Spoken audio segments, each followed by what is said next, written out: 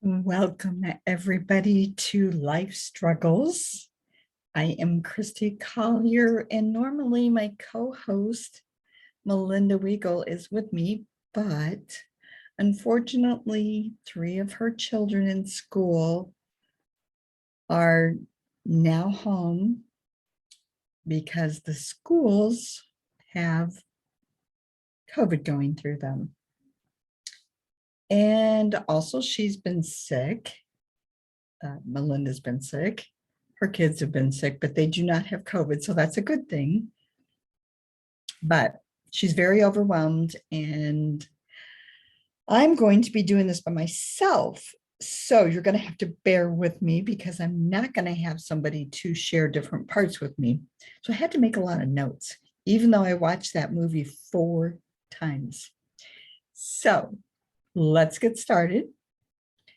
I am reviewing Once Upon a Christmas Miracle. I am going to have to look at my notes, so no judging here. So the actors are, ready, drum roll, is Aimee Teegarden, who plays Heather. Brett Dalton, who plays Chris. I believe it was Dempsey. Yeah. Lolita, Davidovich.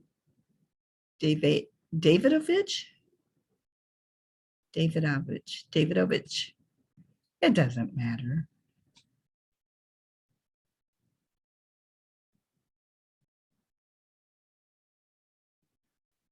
Anyway, Lolita Davidovich is Judy, and she is Chris's mom. And then we have Cassandra Potenza, who is Ashley, her sister. And Nancy Sorrell, who plays Kathy, her mom. And Tom Zimbro, who plays her dad. Okay, it is produced. Do we know that one? Why would I not put that down? Okay, well, let me just check here because that would be a horrible thing not to say.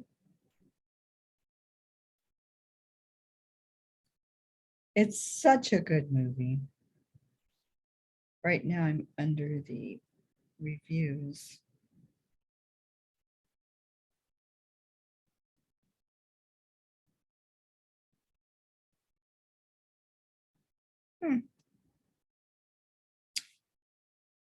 Well, I did know, the director was Gary Yates. Or Yater. I need to check that. Anyway, let's get started. So, the film itself is based on an incredible story of an organ donor, Chris Dempsey, and recipient Heather Krueger. It's a true story. Well, based on a true story. So let me see, what do they say?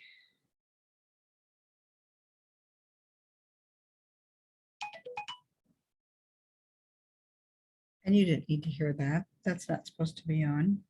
So we'll just take that one off. And where to go? Analysis.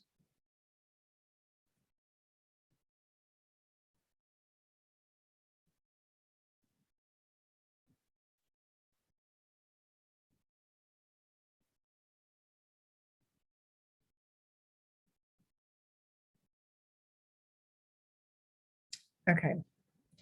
So basically, here's a little bit more information. So the release date was December 9th of 2018.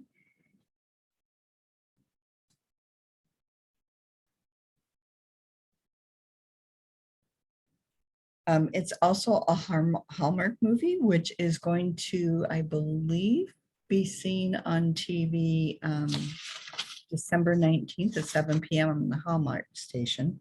Otherwise, if you want to watch it before then, I'm getting ahead of myself, I know, but that's okay. I believe you can watch it on Vudu and Prime and IMDb. And I watched it off of Prime. Okay, so the basis of the story, the summary, I'm going to say, okay. Told she was have less than a few months to live without a liver transplant, Heather Krueger's time was running out when a kind stranger, Chris Dempsey, heard of her plight and discovered he was a perfect match. The two met, and before long, a friendship developed into romance. Based on the true story by Aaron Dobson, it follows Heather and Chris's journey over 3 Christmases as his selfless gesture leads to a Christmas miracle for everyone involved. Okay, that's their part. And then I'm going to tell you everything that I got from the movie. And it's a lot. But if Melinda was here, she could stop me and she could put in her 2 cents and I wouldn't be talking so much. So I think I told you that. So what Heather, first of all, it starts out that she is in nursing school and she's just hanging out with a couple of the nurses, and everything they do, she seems to be getting tired a lot. And then all of a sudden she almost passes out.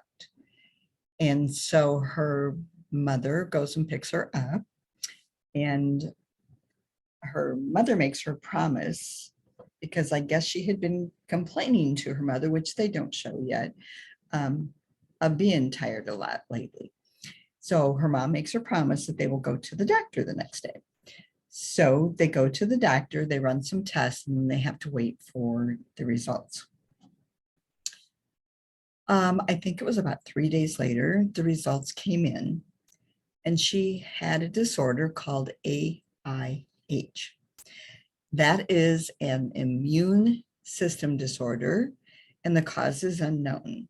But she was in stage 4 liver disease, which, as most of you probably know, stage 4 pretty much means you could be dying. So she asked, so what do I do? Because she's in nursing school and, you know, she knows quite a bit. She said, what kind of medications do I start on? What do you suggest? And they stop her because the doctor has with him a transplant manager.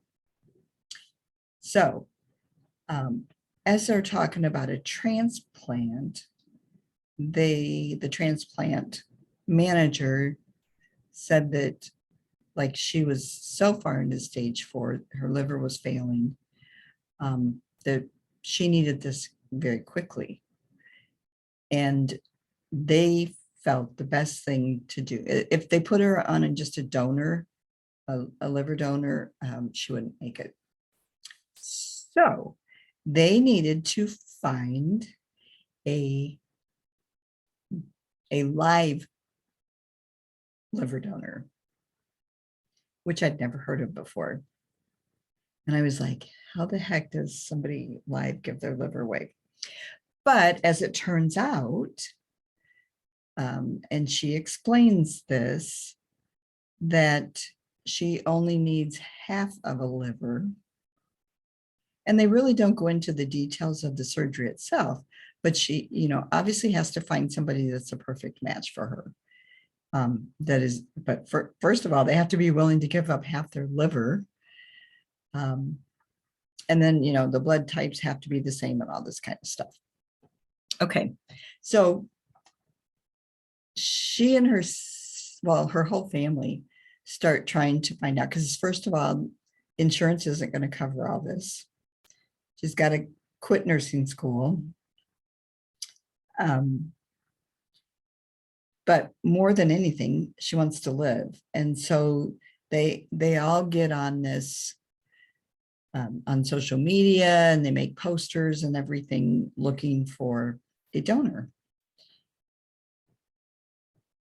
And then comes, so they keep getting no's, no, people that don't match. Lots and lots of people responded and wanted to help out, but they weren't the perfect match. So now I want to talk a little bit about Chris. So Chris works temporarily for a nursery that obviously during the Christmas season sells Christmas trees. And he's doing that just part-time. His regular job per se, he was in the Marines and had not been home in 5 years. So this was his first year home. And this is where he was working at and having a blast, and just the kindest, sweetest man you could ever meet. And you can tell when you meet his mother that this is where he gets a lot of his personality. She's kind, she's sweet, she's generous, she loves her son so much. And that's really important. Okay, so onto my notes. So when he sees the ad on one of the billboards, it wasn't a billboard, but it's different stores like put them on their cork boards and stuff. And so he decides this is what he wants to do, that he wants to be a donor. So before he even says anything, he goes and checks to make sure that he would even be able to do that. And it comes out that he does. And so he, of course, being the great guy that he is, he tells his mom about it first. And they discuss it. And then he shows up at her house. Well, actually, he calls her and asks if he can meet her. And then tells her that he wants to be the donor. And so they meet, I believe it's like just maybe a little bakery shop or a coffee shop. They didn't really go into that detail. But they had hot chocolate like I am. So they meet, and right away you can see a connection between them. Both of them are just very, very giving people, positive people, smiling all the time. And so he tells her, she said, well, I so much appreciate this, but you're going to have to be checked first. And he said, I've already done that, and we're a perfect match. So she was quite excited, didn't know how to react. This is a stranger. She kind of gets teary-eyed, and then she just jumps up and gives him a big hug and says, thank you. And of course, kind of worries, is he sure? Does he know all the complications and the things they have to go through? And he's already done all of his homework. Okay, so the surgery, the doctors tell them that the surgery has to be done like really quick, that she's going fast. And so after they had met, they had like 2 days before surgery. So I think they met on a Saturday night. Sunday is when like she told her family all about it and stuff. And he then called her, or she called him. I don't remember which one it was, but I think it was her. She called him and said she wanted him to go see the Krueger cabin. And so they go to the Krueger cabin. Now, the Krueger cabin is where the Kruegers go every Christmas Eve. Is it Christmas Eve or Christmas Day? I think it's Christmas Eve. Anyway, it's a beautiful cabin, and they go all out in their Christmas decorations, and they have their Christmas meal. So I believe it's Christmas Day. But before then, they do other decorations and stuff. When she takes him to the cabin, the decorations are not up yet. But what she does do is she has him go to the tree farm. It's not a tree farm, though. It's a greenery house where they have all the Christmas trees. And so they pick one out, and she's been in pain and stuff. So she has him pick up the Christmas tree and put it in the truck, and they take it to the cabin, and he brings it inside the cabin and he puts it up. They do not decorate it though yet. Okay. The other thing is the Krueger family has all these traditions, and they have a big board up in their kitchen that has, you know, 1, this is what we do, 2, this is what we do. And these are all things they do before Christmas, and they check each one off as they go along. So one of them is making wreaths, and that is Heather's job. So while they're at the cabin, and I believe she just feels really at home and cozy and safe and all those things. And that's why she wanted to go the night before, and she wanted to share those things with Chris, who she was so thankful for. And so they sit down and she says, would you like to help me make these wreaths, which he absolutely knows nothing about. And so she starts making her wreaths, which she's extremely good at. And they get to know each other just, you know, better by talking and sharing memories and stuff like that. What did I put down here?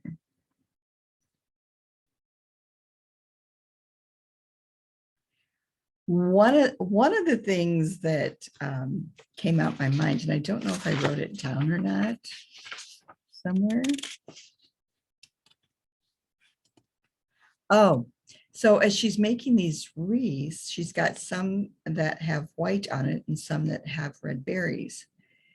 And so they're mistletoe wreaths. And he said, so what's the white one? And she said, actually, that's the mistletoe. The ones with the red berries is holly. And he's like, you mean to tell me that all these years people have been kissing under the wrong thing? And she said, yep, if they don't know the difference, they've been kissing under the wrong thing. But it really doesn't matter because it's still a happy thing, right? Okay, so the next morning they were supposed to be there at 6 a.m. At the hospital for the surgery. And his mom comes with him, and then her sister and her dad and her mom comes with her. So that's all the family. And they all go in, and the two, so Heather and Chris, are taken away, and they're taken to the surgical waiting room, and they're laying on gurneys side by side. And she kind of looks over at him, and he looks over at her, and she said, are you scared? And he's not. And then she says, she's not, but then she says a little bit. And he says, yeah, I am too, but it's okay. Everything's going to be okay. And then they come in and they get him first. And she's kind of getting scared, but he grabs her hand and he said, everything's going to be fine.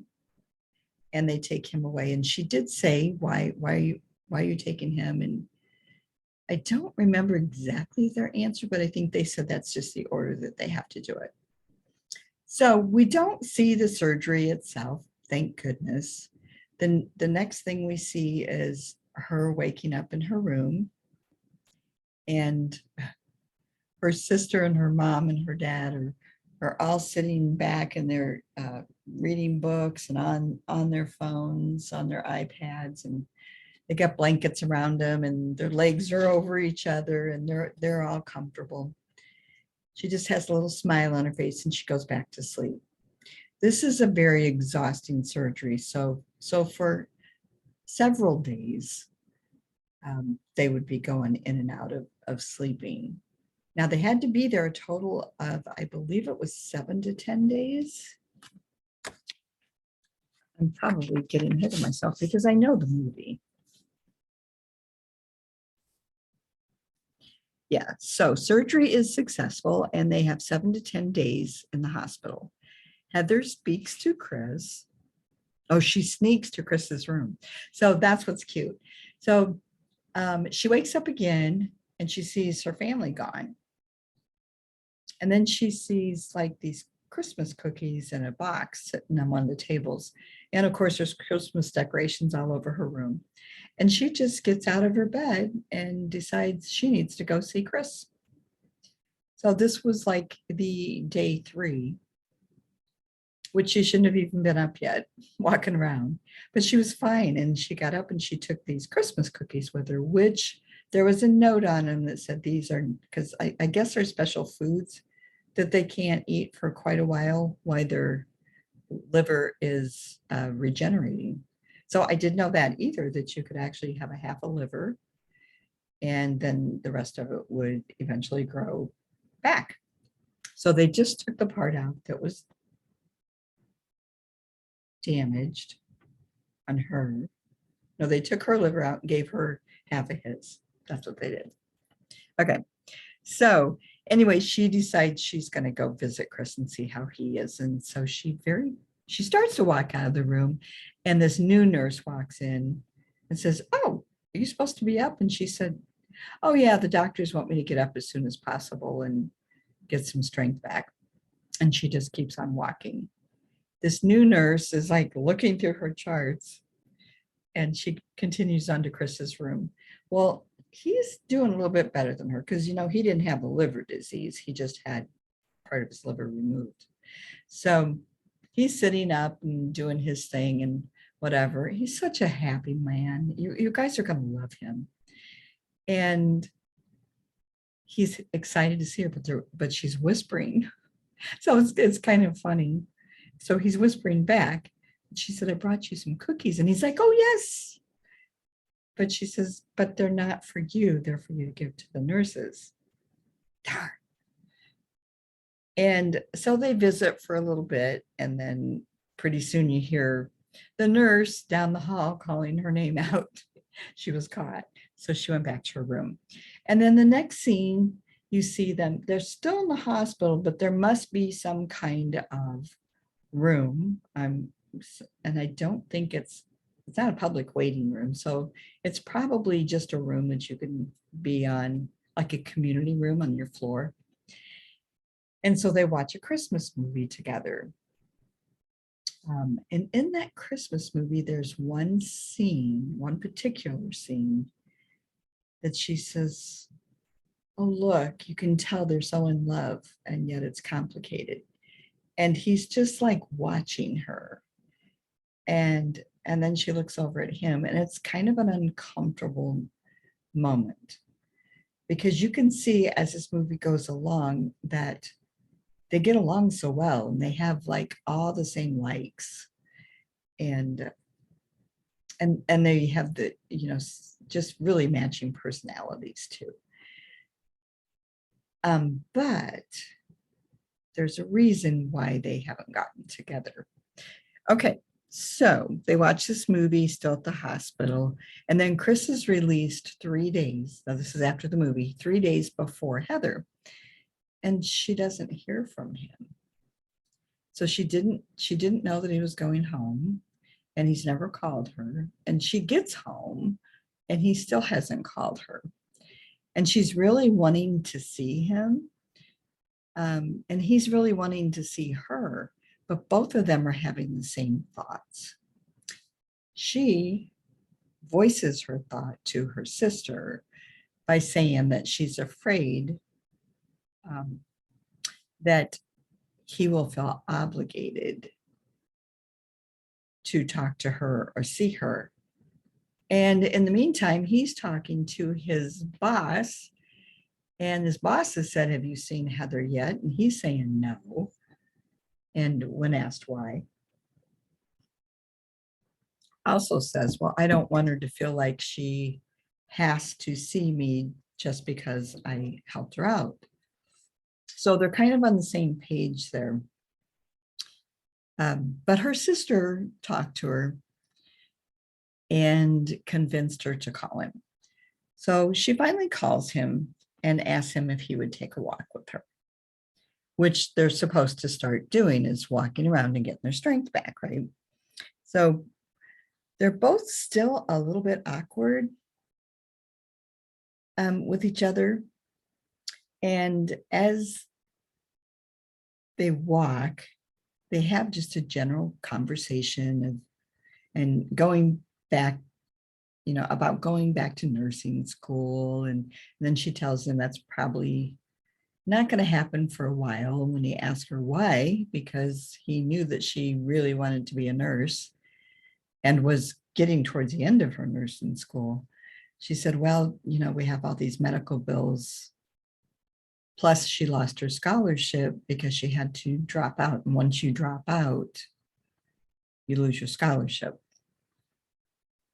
So that's just in a conversation. It's not her feeling sorry for herself whatsoever. And she says, but it'll all work out in the end.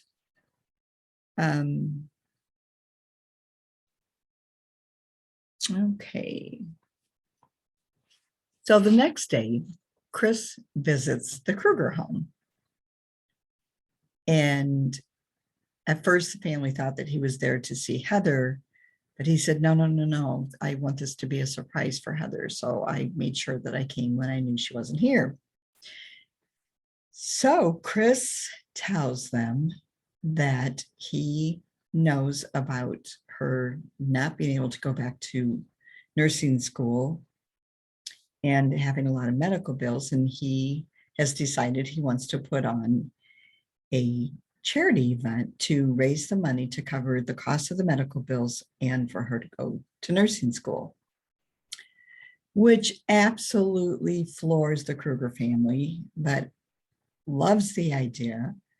But it's like 2 weeks before Christmas. And they start by saying, well, maybe we can do it in January or February. And he's like, no, I want this to be done within a week. Wow. And they don't know how they're going to do it. He doesn't even know where it's going to be held, but he said, I just know this town is going to be very supportive and we'll get it done. And as you can see, I'm not looking at my notes. So let's see here.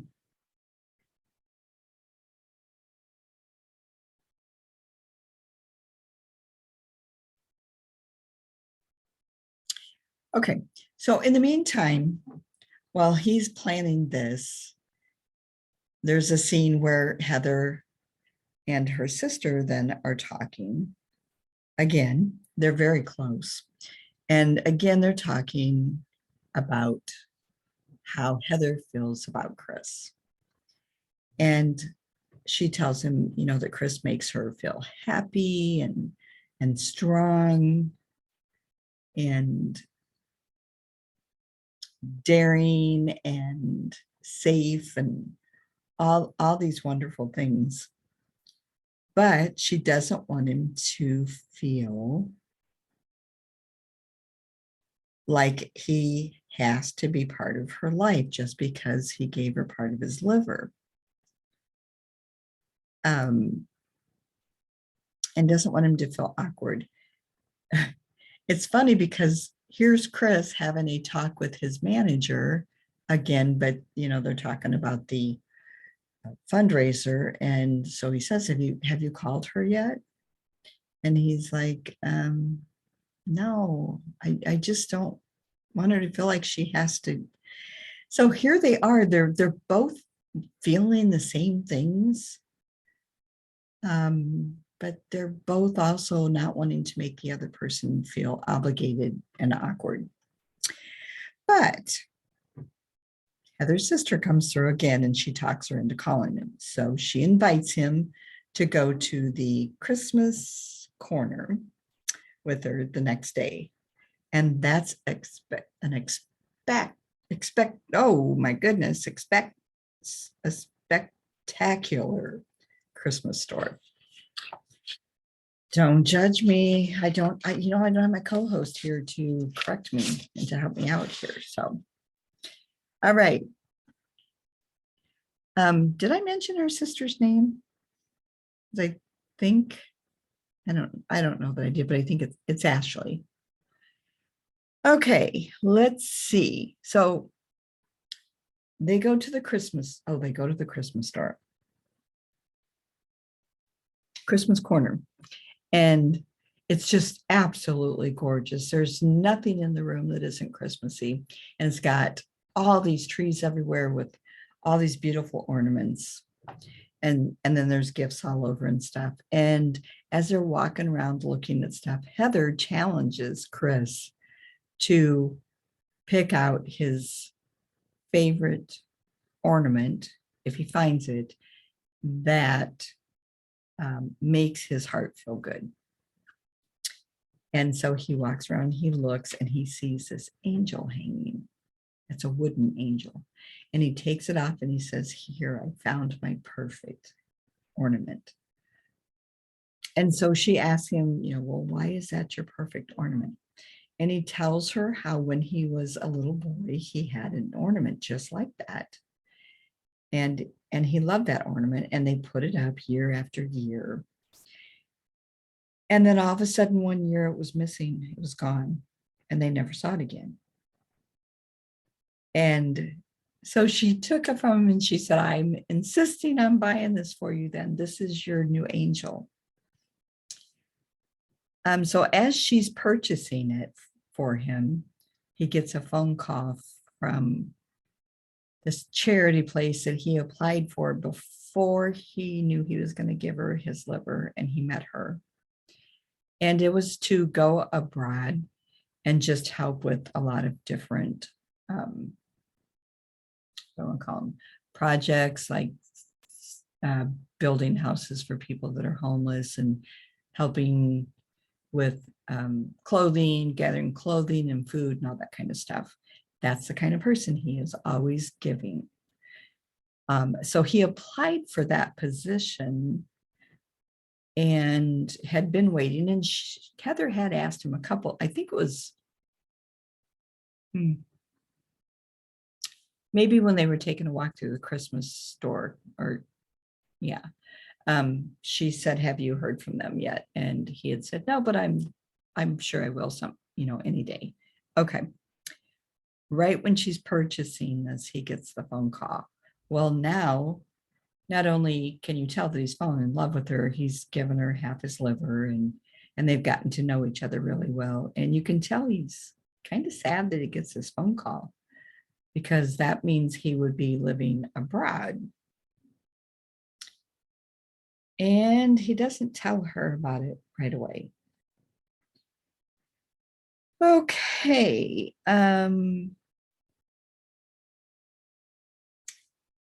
So now it's time for did I tell you this part? I don't think I did.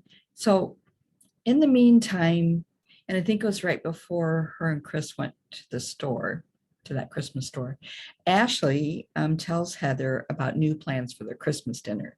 So instead of going to the cabin, they were going to the Joe Brozer Hotel for their Christmas Eve dinner with just her family. So just the four of them. And they were to dress formally. Now, little does Heather know what awaits for her there. So the night comes and Heather dresses in this beautiful, just perfect red dress for herself and gets her hair all pretty and stuff. And all of them look fantastic, the four of them. And they walk into the hotel and they give their name. And as they do that, Heather does make a quick mention of, well, I'm glad we decided to do this just for the four of us, because it sounds really busy in there. And so her dad says, well, let's go in. You go first. And so she walks in, this darn thing. She walks in and there must be 100 or 200 people there, and they all start clapping. And she's just looking around amazed, not knowing what's going on. And Chris steps out. Okay. Now let me look at my notes here so I don't get off track again.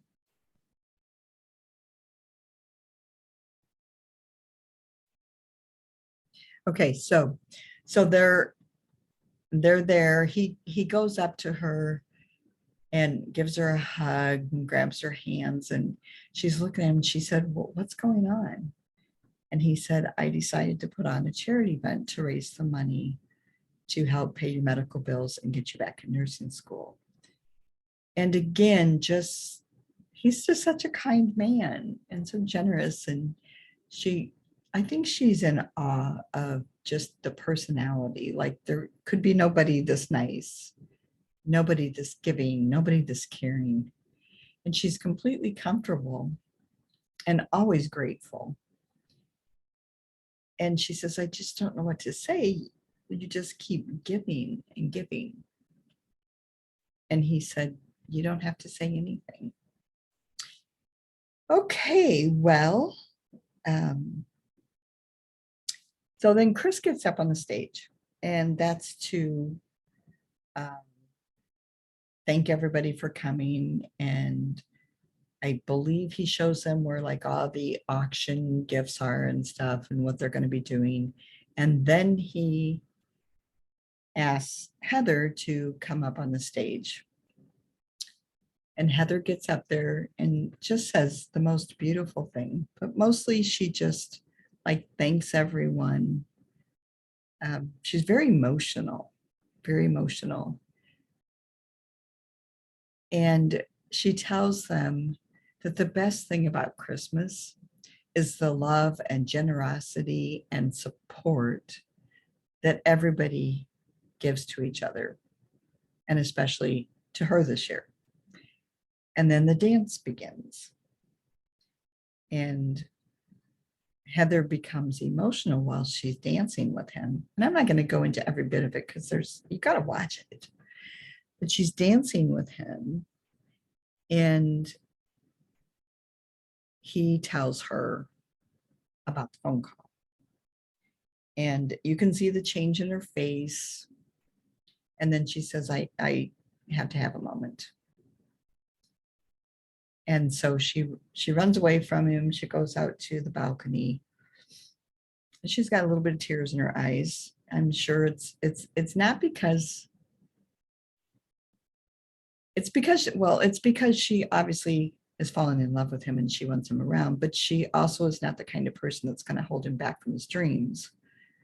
Nor is he that kind of person that would hold her back from her dreams. You know, that's why he's doing all this, so that her dreams can be fulfilled.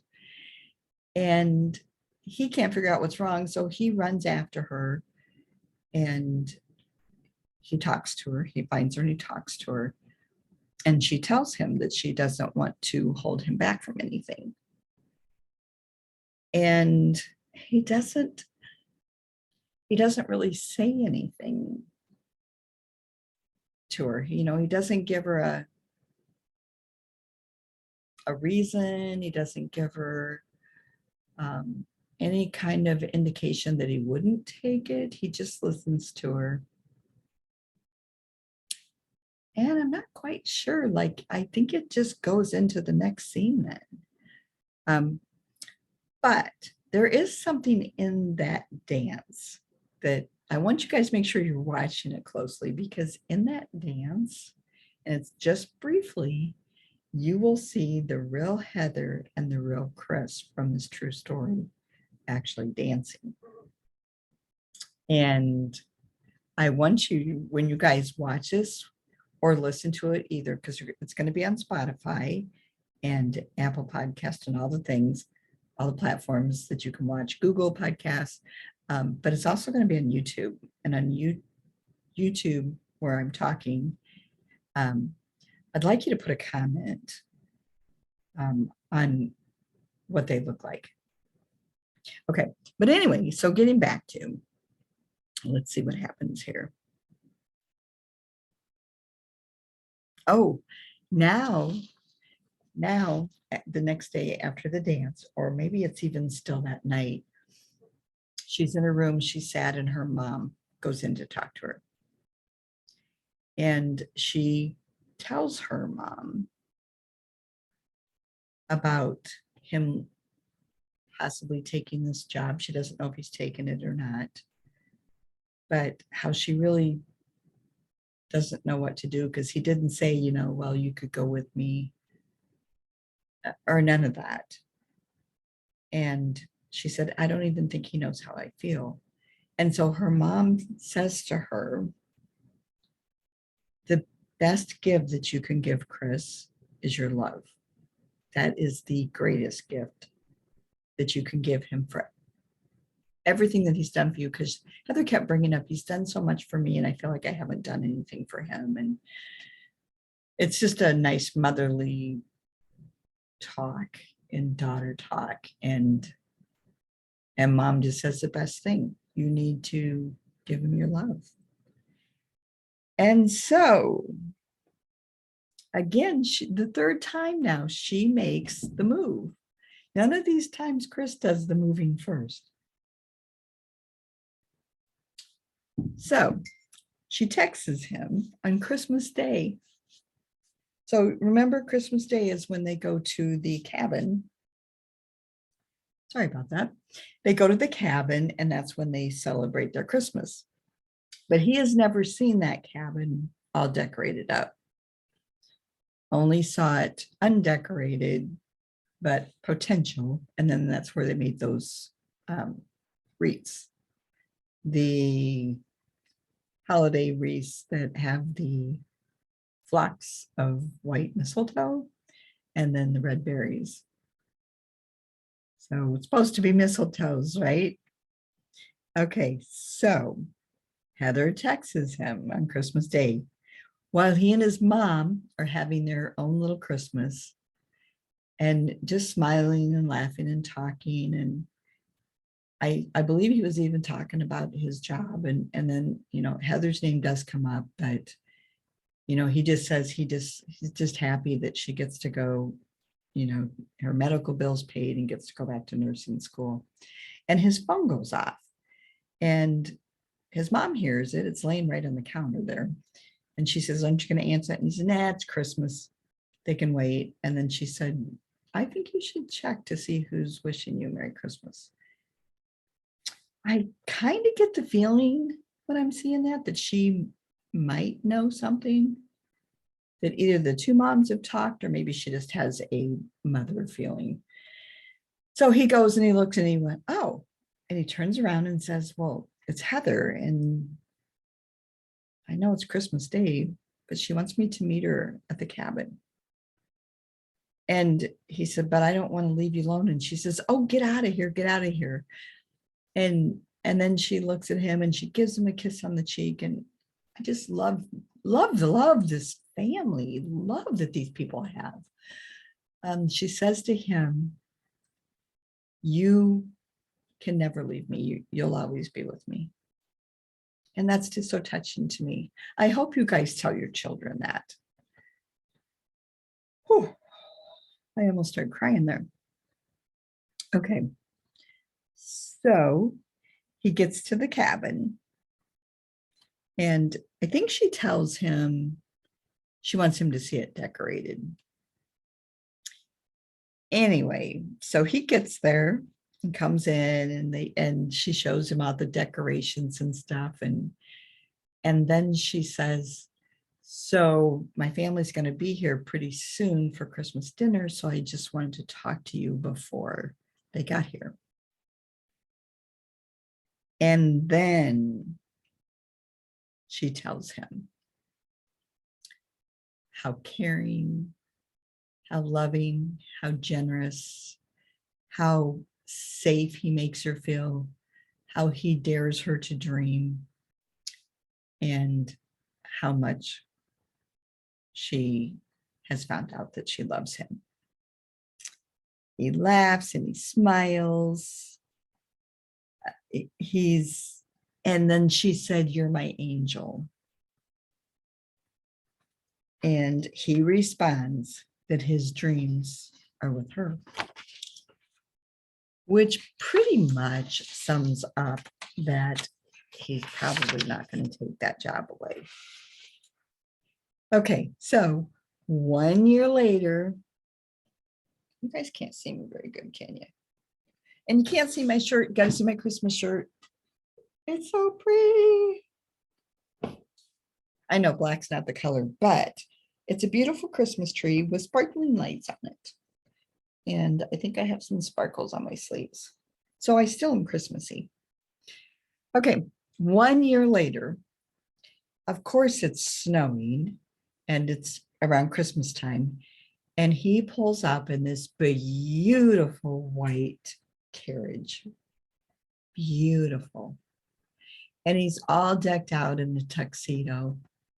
And you probably know what's going to happen. But everything is just beautiful. And she's walking around with her family.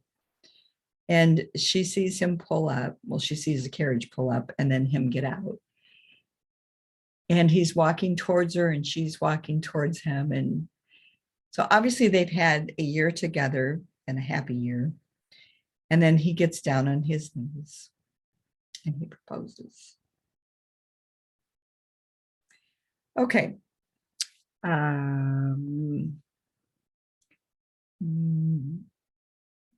Obviously they ended up getting married, but they don't show that part. What is the struggle in this movie? What's the biggest one?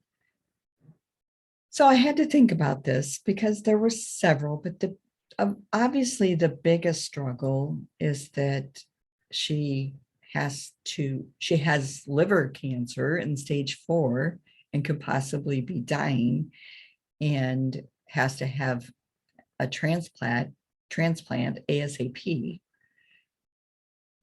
She has to quit nursing school. That's a lot. So I call that a big struggle. And that's a big life struggle. But then throughout the whole movie, each of them are struggling with their feelings for each other. And so that's the second biggest thing. And each one of those struggles are won, which is what we're all about. Life struggles. My podcast is about some kind of struggle that somebody has, right?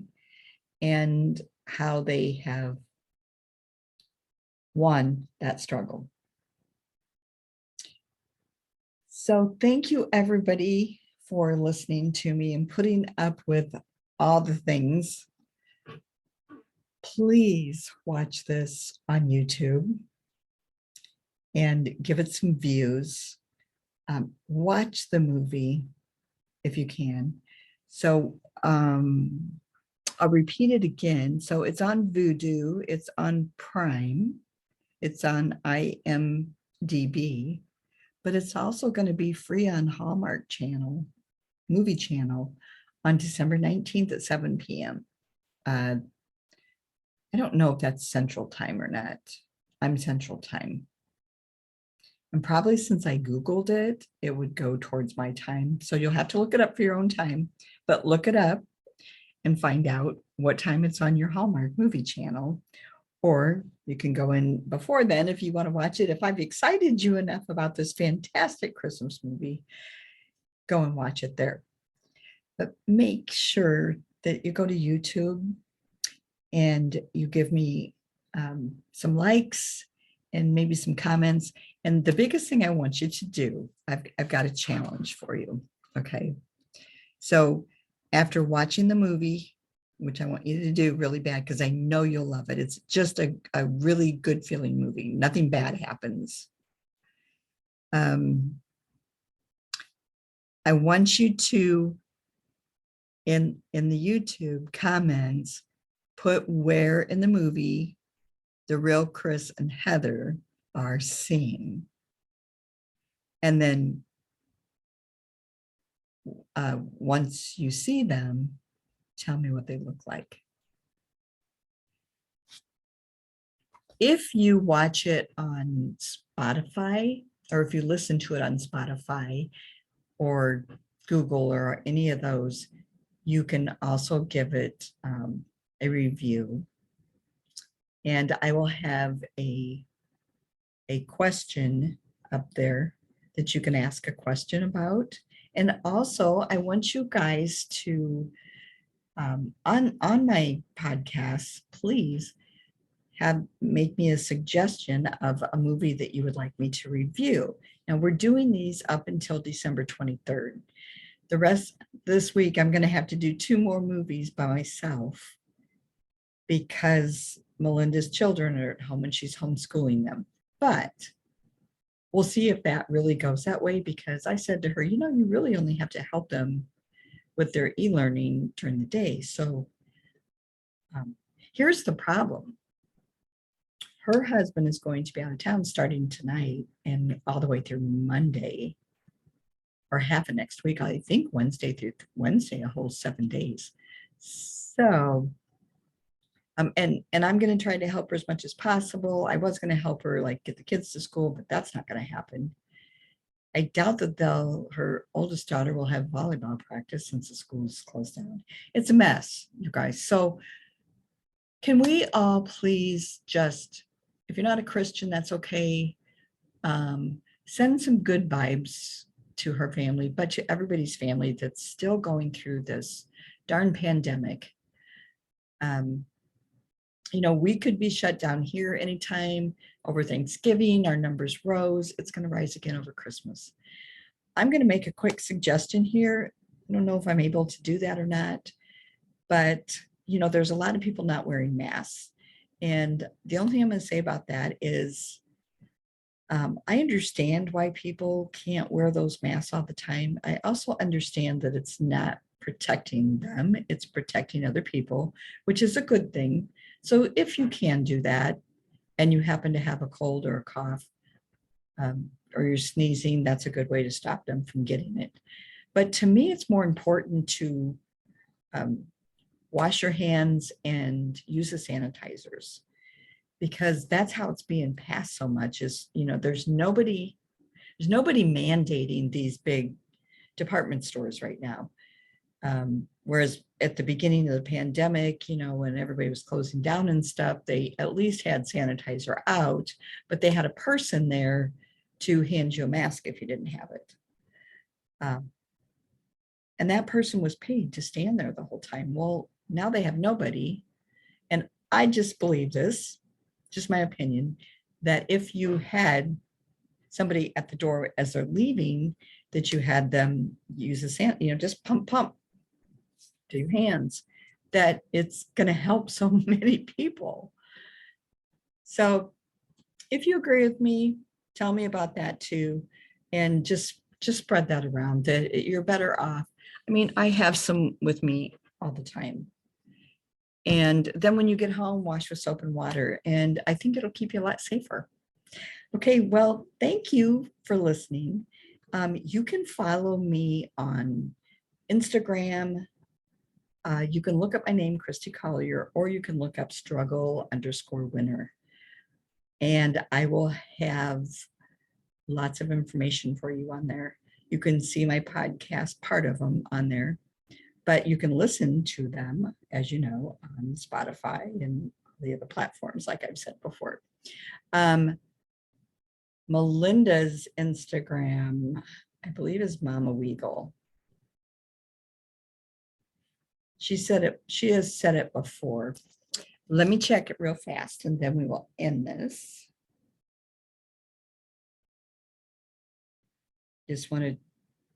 Don't want to give you the wrong information.